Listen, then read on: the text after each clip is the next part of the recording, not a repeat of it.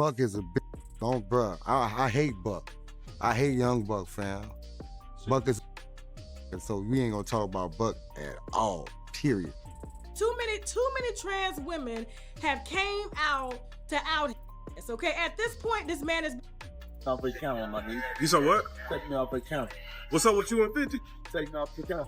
What you mean take you off the camera, bro? Take it off. You want to be recorded. So he said you with trainers. Is that When G-Unit first stormed the rap game, they were unstoppable. The whole crew came in tight, riding a massive wave of 50 Cent success and ready to take on anybody who even thought about stepping in their lane. Out of all the members, the one who really caught everyone's attention was Young Buck. Buck was beyond thankful for the shot 50 gave him, and he didn't waste a second proving he belonged there. His debut album went platinum, showing the world he wasn't just another name in the group, he was a force on his own. Shawty wanna ride with me, ride with me. We can get low, hop into the Chevy phone. For a while, it looked like nothing could slow him down, but then everything flipped. His fallout with 50 Cent became one of the most talked about feuds in hip-hop. From being one of the most respected artists out there, Buck's name suddenly got dragged into all kinds of drama. Buck is don't, bruh. I hate Buck. I hate young Buck, fam. Buck is a so we ain't gonna talk about Buck at all, period. No matter how hard he tried to defend himself, it just seemed like the odds were never in his favor. Young Buck is a LGBT member. Whatever the you thought you seen on the tape, it ain't no mother tape or no mother punk sucking my. Before you ordinary cook up, Soon the headlines weren't about his music anymore. They were about his struggles. The man who once had it all eventually had to file for bankruptcy, shocking everyone who'd watched his rise. I ended up having to file bankruptcy into that situation. The home once owned by rap artist Young Buck is up for sale. The house, valued at $350,000, was raided by the IRS as payment for $300,000 in back tax. It's wild to look back now. This was a guy who started out as a hungry 14-year-old with crazy freestyle skills and a dream. Getting that G-Unit cosign was massive, and for a minute, he was on top of the world. Man, we here now, we in the building. They finally finna let me in, you understand? Buck was the southern heartbeat of G-Unit, bringing that raw southern flavor, wild energy, slick slang, and heavy-hitting beats that gave the group a whole new edge. He didn't just blend in, he stood out, giving G-Unit a sound that reached way past their New York roots. He was the one who helped G-Unit break boundaries, linking up with southern powerhouses like Ludacris and T.I. That move added a fresh spark the crew didn't even know they needed. Buck was dropping tracks back to back, becoming the most consistent and reliable member when it came to keeping the music alive. But somewhere along the road, he made a few bad calls that started to shake everything he built. After that, it was like his momentum vanished overnight. No matter what he did, his career just couldn't climb back to where it once was. The worst part, he lost a lot of the respect he had earned from both his peers and the fans who used to ride for him hard. So what really went down with Young Buck? Let's break it all the way down. Off the camera, my dude. you said what? Take me off the camera. What's up with you and 50? Take me off the camera. What you mean take you off the camera, bro? Take it off. You want to be recorded. So he said you with trainers. Is that true? When Buck was just a kid in Nashville, he was already out there freestyling with his friends, battling anybody who'd step up. That's how his name started buzzing in the local scene. One day, he and his homie Lil Jimmy stumbled across a CD from BG, who was signed to Cash Money Records. The project was Chopper City, and on the back, there was a phone number for Cash Money. Without thinking twice, Buck and Lil Jimmy decided to call it. They told Cash Money they wanted to book them for a show in Nashville, and even claimed they had $5,000 to make it happen. We were really joking in regards to calling them. Lil Jimmy had called the number on the back, and he was asking them, you know, what y'all want to come down here. And I think Baby had said something around $5,000 or something like that, and we was like, what? We couldn't believe it. To their shock, Cash Money actually agreed to pull up. Soon enough, Cash Money rolled into Nashville, but the show never went down. Instead, Buck and Lil Jimmy ended up face to face with the entire Cash Money crew. Birdman wasted no time. He asked Buck to spit a freestyle.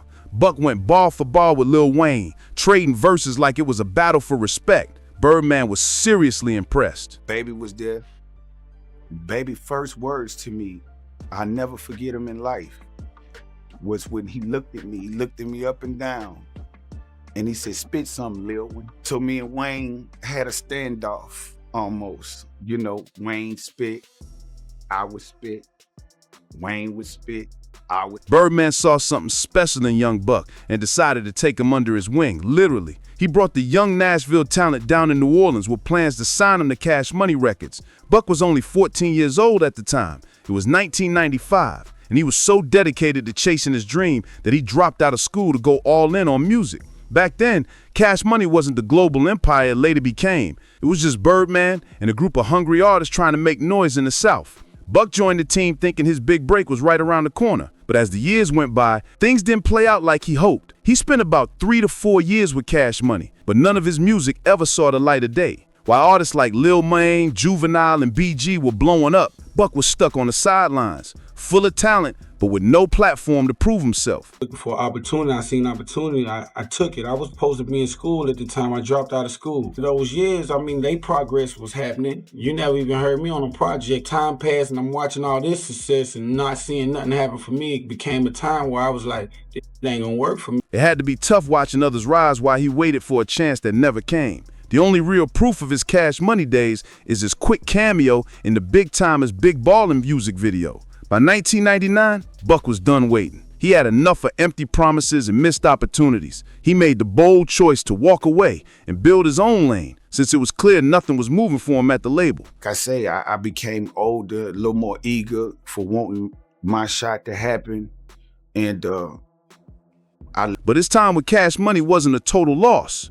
Buck had soaked up tons of game about the music business, learned how the industry really worked, and built connections that would pay off later. One of those connections was DJ Paul from 3 6 Mafia, a relationship that would become super valuable for him down the line. He also crossed paths with Juvenile, who was one of Cash Money's biggest names at the time, and that link would help Buck in a major way later that same year. In 1999, Buck went back home to Nashville, ready to grind independently. He linked up with his local crew, including a rapper named D-Tay, and together they dropped an independent project called Thug to the End on August 23, 2000. Surprisingly, this wasn't just a local mixtape. It actually charted on Billboard. It hit number 34 on the U.S. R&B charts and number 17 on the U.S. independent charts. They sold around 10,000 copies, which was impressive for an independent release. That's when Buck realized music could really be his hustle. Even though he started making solid money, he still had one foot in the streets. But everything changed after a terrifying home invasion robbery. It was the moment that made him realize he had to move differently if he wanted to survive and succeed. Buck's life took a dark turn when he got shot multiple times. That moment hit him hard. It made him step back and really think about the path he was on. After surviving something so serious, he made the decision to leave the streets behind and go all in on his music career for real. My ordeal back in the streets, I ended up getting shot in a home invasion and a robbery. From that moment of me being shot, I made a decision within myself and within life that changed my whole entire life. When DJ Paul heard about what happened, he didn't hesitate to reach out. Paul had been a fan of Buck ever since those early Cash Money days, and he wanted to help him bounce back. He hit up Project Pat and told him to scoop Buck from Nashville and bring him down to Memphis. Once Buck arrived, they jumped straight into the studio and started recording. One of those tracks, Memphis, even made it onto 3 6 Mafia's legendary album When the Smoke Clears 6661. That was a major look for Buck. Even though he didn't officially sign with 3 6 Mafia, it gave him more exposure and credibility in the South. After that, he headed back to Nashville and kept grinding on his own, building up his name one track at a time. His hustle was starting to pay off. People were talking and the buzz around him was getting loud. Then out of nowhere, Birdman called again. He told Buck he had a new group called Head Busters and wanted Buck to be part of it. So Buck flew back down to New Orleans to see what was up. But this time, everything looked different. Cash Money was booming. The offices were bigger, the rides were flashier, and the money was clearly flowing. But just like before, after a whole week of waiting around with no paperwork or promises being locked in, Buck started getting frustrated. Led to me getting a call again from Baby. Mm-hmm. You know, this time it was more or less, yo, I'm about to start this group called Head Busters. So, you know, at the end of the day, went back, being there for like a week or so, was sitting around, I started to get a little itchy. Like you said, I done became a man now. It ain't like I was. That's when fate stepped in. He ran into Juvenile, who told him straight up, "I'm leaving Cash Money. Come with me. I'm starting my own thing." That's when Buck officially linked up with UTP Records. He even got the contract to sign, but in a surprising twist, he never actually signed it. He was like, "Man, you want to get up out of here for a minute?" You know what I'm saying? And I took that ride with Juvie, and that's where my career started, with Juvie. He kept the paperwork under his bed and stayed technically independent the whole time. During his run with UTP, Buck still put in work. He dropped Born to Be a Thug on October 10, 2002, and also appeared on a group project, UTP Players, released just 2 days earlier on October 8, 2002. As time went on, Buck started noticing that Juvenile was fighting his own battles behind the scenes. He was dealing with personal and business drama with Cash Money, and it was taking a toll on him. One day, Juvenile told him straight up, "If you find a big opportunity, go ahead and take it." That advice would soon change Buck's whole life. While on tour with Juvenile, the crew made a stop in New York, and at that time in 2002, 50 Cent had the entire city on fire. He was the hottest name in rap, and everyone wanted a piece of that energy. The group's tour bus driver happened to know 50's former manager, Sha Money XL, and Buck saw that as his shot. He kept bugging the driver non-stop, saying he needed to get 50 on that bus so they could record something together. Eventually it happened, but 50 was only there to record with Juvenile, not Buck. While they were in the back working, Buck didn't waste time. He played some of his own tracks for Lloyd Banks and Tony Yayo, who were there too. One of Buck's tracks instantly grabbed Lloyd Banks' attention. Banks took the track to 50, who listened and loved it. 50 liked it so much that he decided to jump on it himself. The song ended up becoming Bloodhound, which made it onto the legendary Get Rich or Die Trying album. Tell y'all, that record was Bloodhound on 50's Get Rich or Die Trying. Basically, 50, heard the record and liked the record, seen what he seen in me, gave me the biggest opportunity of my life.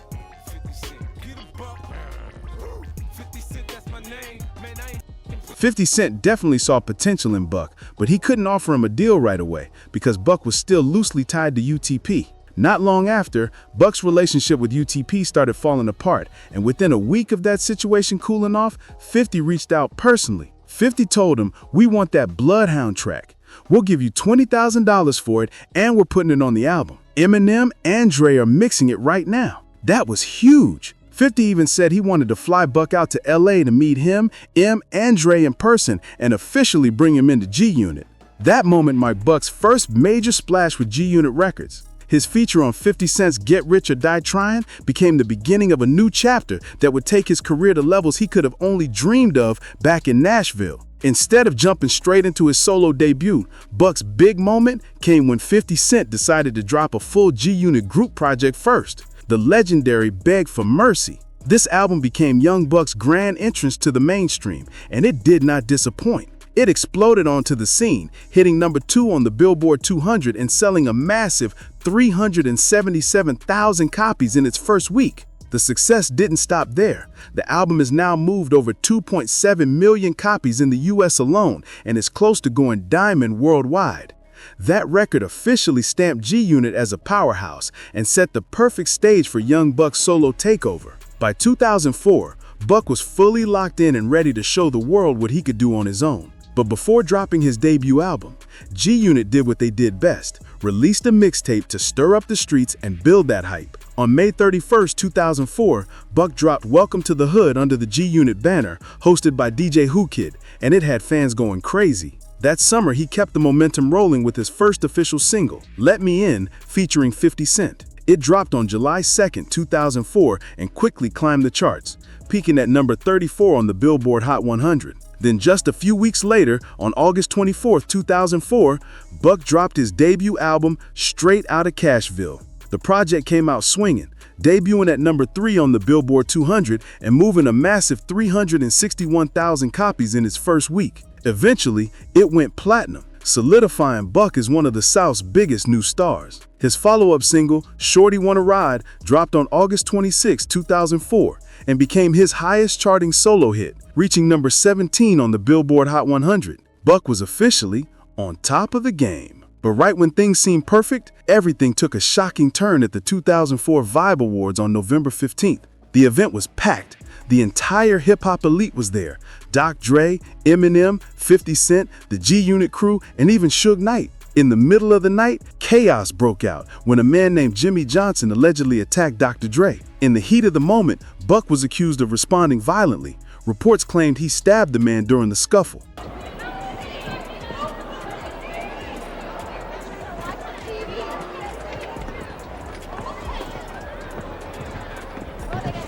After the incident, Buck went on the run, knowing the situation was serious. A few days later, he turned himself in to authorities and faced legal consequences. The case dragged on for over a year and a half, but in the end, Buck received 3 years of probation and 80 hours of community service. It was a huge setback, but not enough to stop him. Even though he didn't release a full album in 2005, Buck kept his name alive. He jumped on collabs, dropped features, and even released an independent project to help shine light on the new artists he was trying to put on. By this time, 50 Cent had expanded the G-Unit empire and handed young Buck the keys to G-Unit South. Buck was in full motion, dropping fire mixtapes, staying consistent, and keeping his buzz strong across the South. But while things looked solid from the outside, behind the scenes, the energy at G-Unit Records was starting to shift. Tension started brewing between 50 Cent and his former manager, Sha Money XL, who was managing every artist under the label. Business disagreements turned heated, and soon 50 told everyone in the camp to find new management. But Buck, being loyal to the man who had helped him rise, refused to leave Sha Money XL. 50 immediately started to bring me and the guys together in the rooms at the office and say things like, well, look, y'all gonna have to find another manager. I just dropped Buck the world.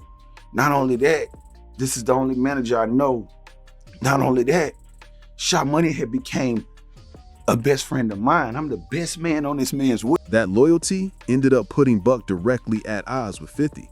To make matters worse, 50 started feeling like Buck was getting too close to his rivals. People like The Game, Jadakiss, Fat Joe, and Jim Jones, artists who were all beefing with 50 at the time. 50 saw those connections as disloyal, and the tension between the two grew even stronger. Then came the money problems. Word started spreading that Buck was spending recklessly and falling behind on his taxes. 50 even stepped in twice to cover Buck's tax debts, trying to help him stay out of trouble. But when it happened a third time, 50's patience ran out completely. During this rough patch, Buck began performing solo more often, and fans started asking questions. Was he still part of G-Unit, or was he moving on his own? In interviews, Buck kept saying he was still loyal to the crew, just focusing on growing his own brand. So G-Unit, Buck is G-Unit all Straight day. up and down. Ain't going nowhere. God forbid, but the minute that you ever see me away from this is death or the penitentiary. I don't believe in...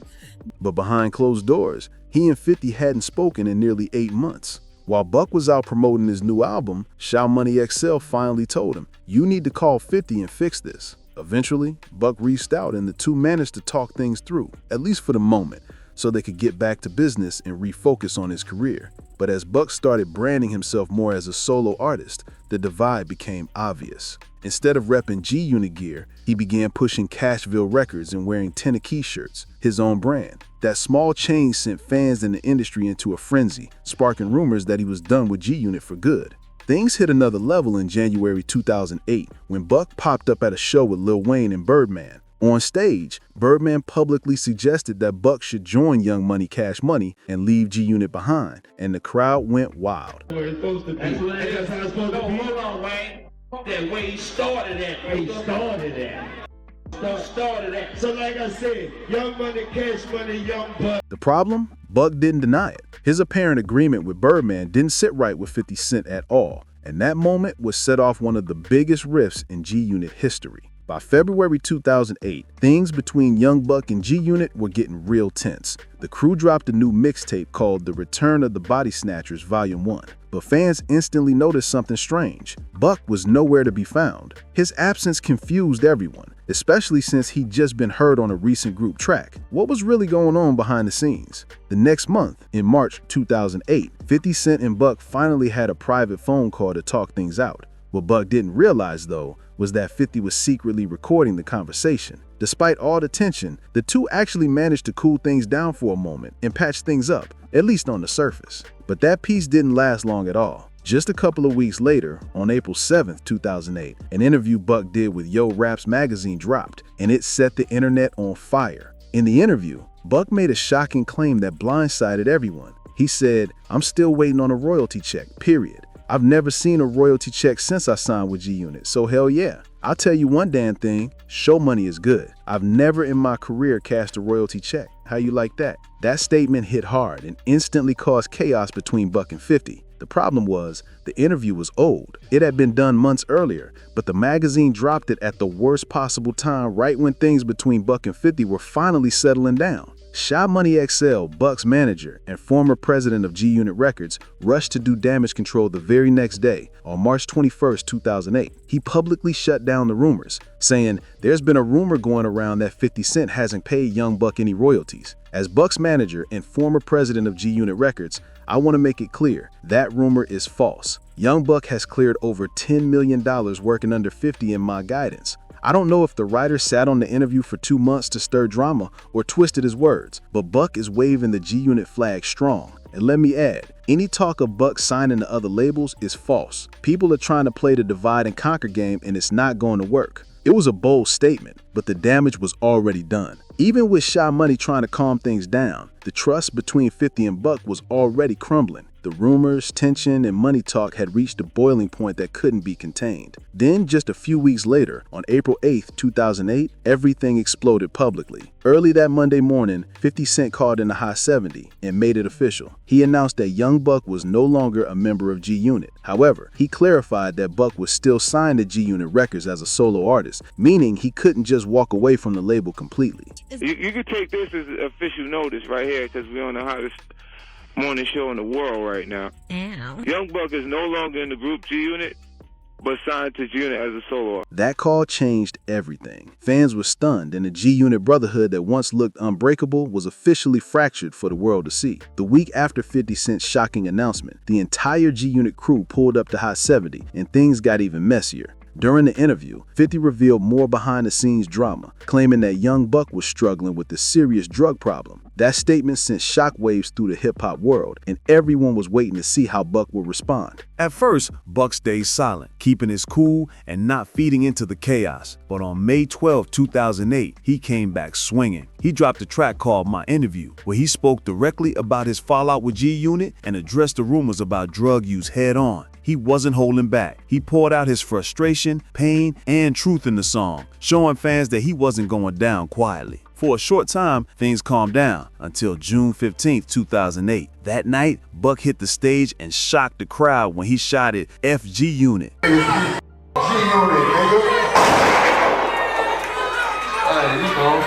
That line made headlines everywhere and made it clear there was no peace left between him and the crew. But 50 wasn't done yet. Just 2 days later, on June 17, 2008, he decided to release the full recording of that private phone call between him and Buck, the same one where Buck had been emotional and crying while talking to him. The release was brutal. It embarrassed Buck publicly and took their feud to a whole new level. The very next day, Buck clapped back fast with a diss track called The Tape Conversation. In it, he fired back at 50, responding directly to the leaked phone call and defending his name. It was raw, emotional, and full of anger. Buck was clearly done playing nice. Then, on July 1st, 2008, G-Unit dropped their second group album, Terminate on Sight. Even though Buck was technically still signed to the label, he was only featured on 4 songs, a clear sign that his time with the group was basically over. After that, the rest of 2008 was quiet for Buck. He claimed that 50 was blocking his ability to release new music and move forward as a solo artist. So in 2009, he took matters into his own hands and started dropping a series of mixtapes independently just to keep his name alive. But the trouble didn't stop there. On August 3rd, 2010, the IRS showed up at his Tennessee home, raiding his property over $300,000 in unpaid taxes. It was another tough blow in what was already one of the roughest stretches of Buck's career. During the IRS raid on Young Buck's home, agents discovered a firearm, and that turned everything upside down. Since Buck was already a convicted felon from the 2004 Vibe Awards incident, this became a major problem. Even though he claimed the gun wasn't his, the charge stuck, and things quickly spiraled out of control. Just 2 weeks after the raid, on August 19, 2010, Buck filed for Chapter 13 bankruptcy. The move gave him a little breathing room and officially freed him from his G-Unit Records contract. He went back to doing what he knew best, dropping mixtapes and releasing music on his own terms. But 2011 came with more legal headaches. In March 2011, G-Unit Records hit him with a $10 million lawsuit, piling on top of his growing financial and legal troubles.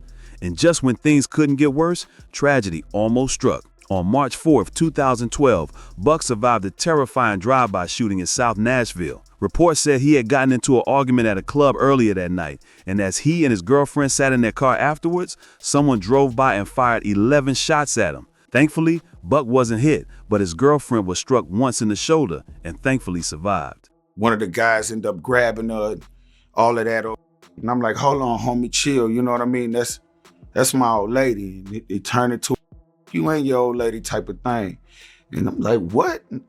And I could see the fire coming from the car, so I kind of knew what the car was. And I just grabbed my old lady at that time, man, and pushed her down. She got hit. After that close call, Buck still had to face his IRS and weapons charges. On July 13, 2012, he was sentenced to 18 months in prison for the firearm found during the raid. The following month, the IRS held an auction to sell off his possessions, bringing in only $53,000, a last resort effort to recover some of the unpaid taxes. IRS says this auction was the last resort as it tries to get the nearly $200,000 in taxes the former G-Unit star owes. Then, on August 6, 2012, young Buck officially turned himself in to serve his time. He was released on October 3, 2013, but when he got out, things were quiet. No new music, no big comeback, just silence. But behind the scenes, something unexpected was brewing. 50 had started making peace with his former G-Unit brothers, Tony Yayo, Lloyd Banks, and even Young Buck. And on June 1st, 2014 at Hot 97 Summer Jam, 50 shocked the crowd when he brought out all three of them on stage. The crowd went crazy. That moment marked the official G-Unit reunion, a nostalgic comeback that fans never thought they'd see again. After the reunion, G-Unit got back to their roots, flooding the streets with freestyles over other rappers' beats and teasing 2 new EPs. For a short time, things seemed good again between 50 and Buck. They were performing together, making music, and rebuilding the bond that once made them unstoppable. But by 2018, the peace was gone again. 50 claimed Buck owed him over $300,000, and instead of handling it privately, 50 hit him where it hurt, legally and publicly. He filed cease and desist orders to stop Buck from releasing any new music under G-Unit's umbrella, cutting off his income. And as if that wasn't enough, 50 also started clowning Buck online over a viral scandal involving a transgender woman named Perfect. Rumors spread that Buck had been secretly involved with her, and when an audio clip surfaced of a man, allegedly Buck, calling her and demanding she take down posts about their relationship, the internet exploded. Perfect later issued a public apology saying, "First, I would like to start by apologizing to David Brown, his family, friends, and anyone who was offended or hurt by the video that was recently posted. Unfortunately, I haven't had access to my page for over a week." She claimed her account had been hacked and denied posting the clip herself. Buck came out quickly to shut down the rumors, saying he had been catfished once before, but it never went further than that. He denied ever being in a relationship with Perfect and said he believed he was being set up, but couldn't understand why or by who. According to Buck, that whole situation wasn't even the real reason for his beef with 50. It was about money. He claimed he found out he was owed far more than what he'd been receiving, and when he confronted 50 about it, things took an ugly turn that never got repaired. Fast forward to 2023, and Buck announced that he was planning to sell his entire music catalog just to stay afloat financially. It was a sad moment for a rapper who once had platinum plaques, chart-topping singles, and the full backing of one of hip-hop's biggest empires. The truth is, young Buck came into the game humble, hungry, and loyal, grateful for his shot at stardom. But the harsh reality of the music business, bad decisions, and constant tension with 50 left him stuck in a cycle of debt and controversy. Even after all the success, the fame,